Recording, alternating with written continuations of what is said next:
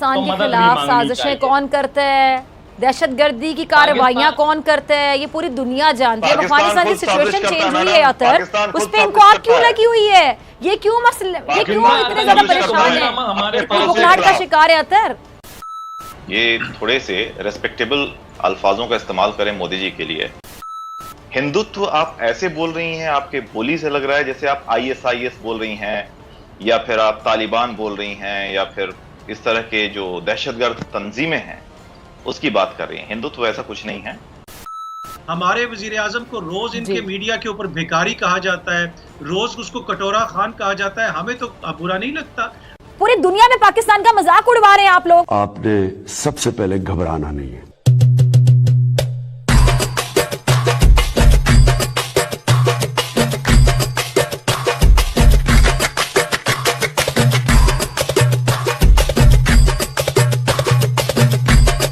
भारत में जो भी आवाज़ उठाई जाती है, जो भी बात की जाती है, उसको क्या कह दिया जाता है जी? मुल्क और कौम दुश्मनी और गद्दारी से जोड़ दिया जाता है। अब अक़वाम मुत्तहिदा में जो मोदी ने एक दावा किया जी, जमहूरियत ने भारत में जन्म लिया है, आप लोग पूछते नहीं है। आपका मीडिया तो मुझे पता है आज़ाद नहीं है, क्योंकि नरेंद्र मोदी जो कहता है या बीजेपी की गवर्नमेंट जो कहती है, मीडिया को वही बोलना पड़ता है। पालतू मीडिया बन चुके हैं। क्या कहेंगे आप? बाकी सारी बातें तो ठीक है, लेकिन आपने कहा मोदी जो कहता है, ये थोड़े से रेस्पेक्टेबल अल्फाजों का इस्तेमाल करें मोदी जी के लिए।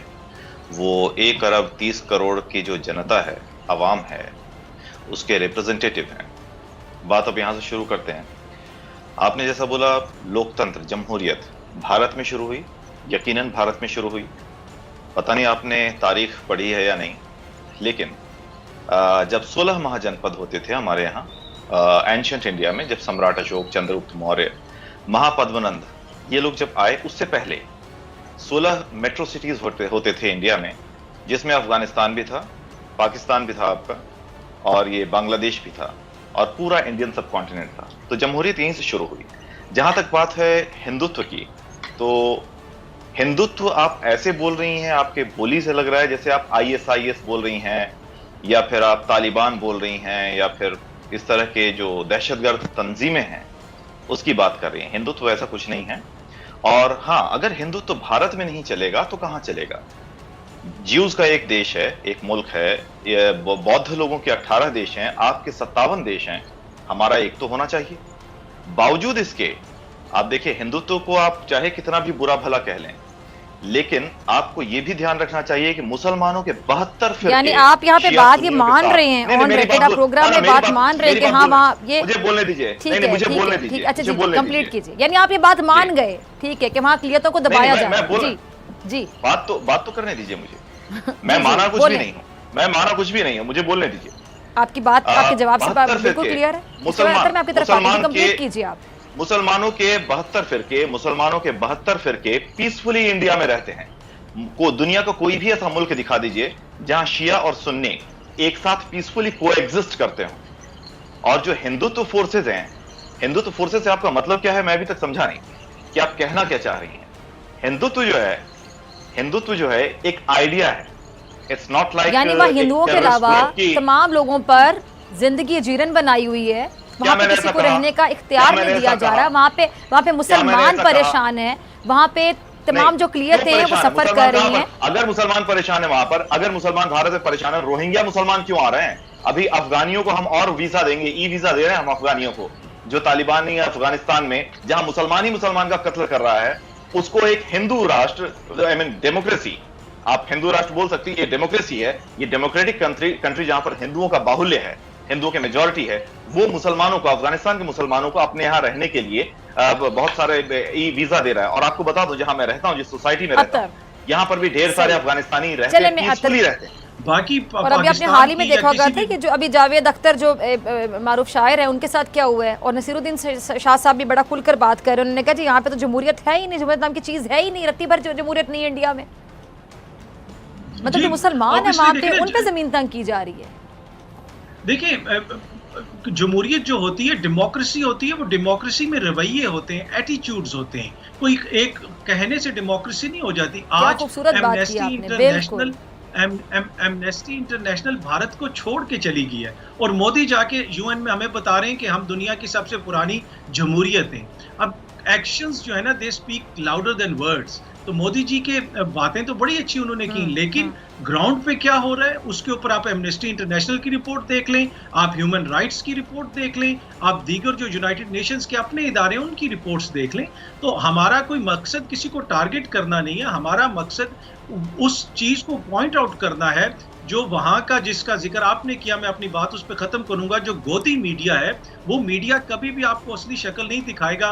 मोदी जी को कहता है कि ऊपर हमारे दोस्त को बुरा लग गया, हमारे वजीर आजम को रोज इनके मीडिया के ऊपर भिखारी कहा जाता है, रोज उसको कटोरा खान कहा जाता है, हमें तो बुरा नहीं लगता।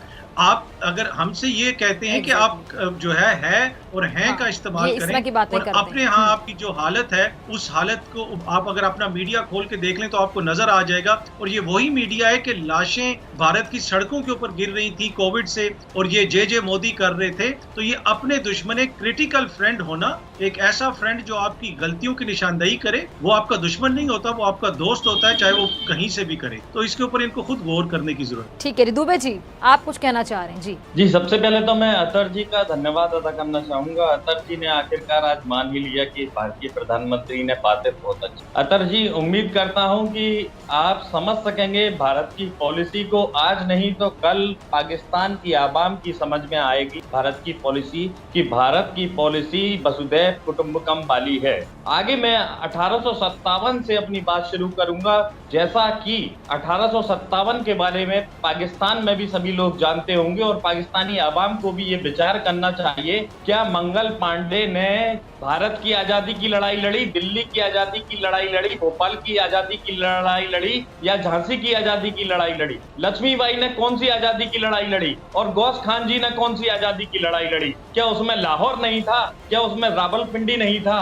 कौन सी ऐसी जगह है जो वहां नहीं थी? उन्होंने अंग्रेजों से स्वतंत्रता संग्राम की लड़ाई लड़ी और इस लड़ाई को लड़ने के बाद उन्हें क्या हासिल हुआ? आज क्या हासिल हुआ पाकिस्तान को और क्या हासिल हुआ भारत को? ये विचार करने की बात है, इसके अलावा कुछ नहीं। भारतीय झंडे में आज आप देख सकते हैं कि किस तरह से हरे रंग को स्वीकार कर लिया गया है और भारत का झंडा इस बात का प्रतीक है कि भारत एक धर्मनिरपेक्ष देश है। जबकि पाकिस्तान का झंडा आप देख सकते हैं, पाकिस्तान के झंडे में आज भी भगवा रंग को स्वीकार नहीं किया गया। मतलब साफ है, कोई भी झंडा किसी भी देश का प्रतीक चिन्ह होता है, उसकी मानसिकता का परिचायक होता है। और भारतीय झंडा जिसमें हरा रंग भी है, जिसमें सफेद रंग भी है, जिसमें केसरिया रंग भी है, जाहिर करता है कि यहाँ हिंदू और मुसलमान कितने प्रेम से, स्नेह से, अमन से और शांति के साथ में रहते हैं। इसके अलावा आप देख लीजिए, आजादी के बाद आज भारत का रुपया अंतरराष्ट्रीय बाजार में कितना मजबूत है और पाकिस्तान का रुपया आज अंतरराष्ट्रीय बाजार में कितना मजबूत है। आपकी मजबूती का अंदाजा आपको लग जाएगा क्यों पाकिस्तान दहशतगर्दी की तरफ बढ़ चला है। क्या आजादी दिलाने वालों ने ऐसे ही देश की कल्पना की होगी कि मियां मिट्ठू जैसे पाकिस्तान के लोग जबरदस्ती लोगों का धर्मांतरण कराएंगे, महिलाओं का शोषण किया जाएगा? क्या इस आजादी की लड़ाई लड़ी गई थी? मौलाना फतवा जारी करेंगे, कानून से ज्यादा मौलानाओं के फतवे का राज होगा, मौलाना का फतवा कानून से भारी होगा। आज आप मुश्किलों से जूझ रहे हैं, इस बात को स्वीकार करने में आपको कोई हर्ज नहीं होना चाहिए। और दूसरों से अगर मदद मांगने की आपको जरूरत है दहशतगर्दी के खिलाफ, पाकिस्तान के खिलाफ साजिशें कौन करते हैं, दहशतगर्दी की कार्रवाइयां कौन करते हैं, ये पूरी दुनिया जानती है। अफगानिस्तान की सिचुएशन चेंज हुई है अतर, उस पे इनको आग क्यों लगी हुई है? ये क्यों मसले, ये क्यों इतने ज्यादा परेशान है? बुखार का शिकार है अतर। अफगानिस्तान दोनों परेशान है हमारे पास है, क्योंकि हमारा पड़ोसी मुल्क पाकिस्तान एक दहशतगर्द मुल्क है मैडम। आप जरा इस बात पर ध्यान रखिए कि कितनी दहशतगर्द तंजीमें। अच्छा ये बता दें तालिबान ये जब अफगानिस्तान में आए हैं, इनकी हुकूमत, तो आप लोगों को आग क्यों लगी हुई है? आप लोग क्यों परेशान हैं? हमने पैसा इन्वेस्ट किया है, $3 ट्रिलियन डॉलर हमने। आपके जो 66 ट्रेनिंग कैंप हैं वो बंद हो गए, वहाँ पे सफे मातम बिछी हुई है वहाँ पे। ये 72 हुरू वाली जैसी कथाएं मत बताएं मैडम कि हमारे वो ट्रेनिंग कैंप तो आपके चल रहे हैं। पीओके में, पाकिस्तान ऑक्युपाइड कश्मीर में आप लोग चला रहे अच्छा? हैं भारत के खिलाफ। अतर ये कौन सी बातें लेके बैठ गए हैं? जरा इनको बताइएगा, अफगानिस्तान में जो ये सूरत हाल तब्दील हुई है, मंजरनामा तब्दील हुआ है, जिसपे इनके यहाँ बाकायदा सफे मातम बिछी हुई है, इनके ट्रेनिंग कैंप बंद हुए हैं, जरा इनको बताइएगा, आईना दिखाइएगा इनको जरा। हमारे कोई ट्रेनिंग कैंप है ही नहीं, क्योंकि भारत दहशतगर्द चलाता ही नहीं है। अच्छा, ये पाकिस्तान के अतर कहते हैं हमारे कोई ट्रेनिंग कैंप है ही नहीं। जी, मैं अपने जो भारत से हमारे दोस्त ने ज्वाइन किया उनकी इजाजत से मैं कहना चाहूंगा, अब उन्होंने कहा कि पाकिस्तान ट्रेनिंग कैंप चलाता है। मैं जरा शुरू करूं ना, ये ट्रेनिंग कैंप शुरू हुए थे जी मुक्ति भानी से। आज जितने भी इंडियन दोस्त ये प्रोग्राम देखेंगे वो गूगल करके देखें कि तमिलनाडु के अंदर LTTE के जो तमिल टाइगर्स थे उनके कैंप्स, ट्रेनिंग कैंप्स भारत के अंदर थे, तमिलनाडु के अंदर, और ये इंडियन मीडिया के अंदर रिपोर्ट हुआ हुआ है। आज भी आप गूगल करेंगे तो भारत के अपने अखबारात में आपको खबरें मिल जाएंगी। तो ये तो इनका ट्रेनिंग कैंप्स चलाने का पुराना एक तरीकाकार है और ये बड़े अरसे से चलाते आ रहे हैं। वही चीज इन्होंने जारी रखी अफगानिस्तान के। उल्टा चोर कोतवाल को डांटे, उल्टा चोर कोतवाल को डांटे, आप वही कहावत को चरितार्थ कर रहे हैं यहाँ पर। अच्छा, अगर मैं काइंडली अपनी बात कंप्लीट कर लूं तो फिर आप जरूर जवाब दीजिए जरा। हाँ देखिए ना, आप खुद पसंद नहीं करते कि आपके बात के दौरान कोई बात करे, फिर आप उनको भी प्लीज बोल लीजिए, अपने बारी पे बात कीजिए। जी अतर जी, अच्छा, तो अब जिस तरह ये दुनिया की कोई ताकत इसको झुठला नहीं सकती कि LTT के कैंप जो है वो तमिलनाडु के अंदर रॉ चला रही थी, इंडियन एस्टेब्लिशमेंट चला रही। उसके साथ साथ अफगानिस्तान के अंदर भी इन्होंने ये किया। और दूसरी प्रॉब्लम ये है कि ये समझते ये हैं कि जैसे ये कोई हिंदुइज्म या मुसलमान का कोई लड़ाई है, इसलिए कि इनके मुल्क में इस वक्त सिचुएशन ये है कि हर चीज को मजहब के नजर से देखा जा रहा है, लोगों के बीच में नफरतें डाली जा रही हैं। उसकी वजह क्या है? उसकी वजह ये है कि इनके जो महात्मा गांधी जी थे, जो अमन की बात करते थे, उनको मार दिया नथुराम गॉडसे ने।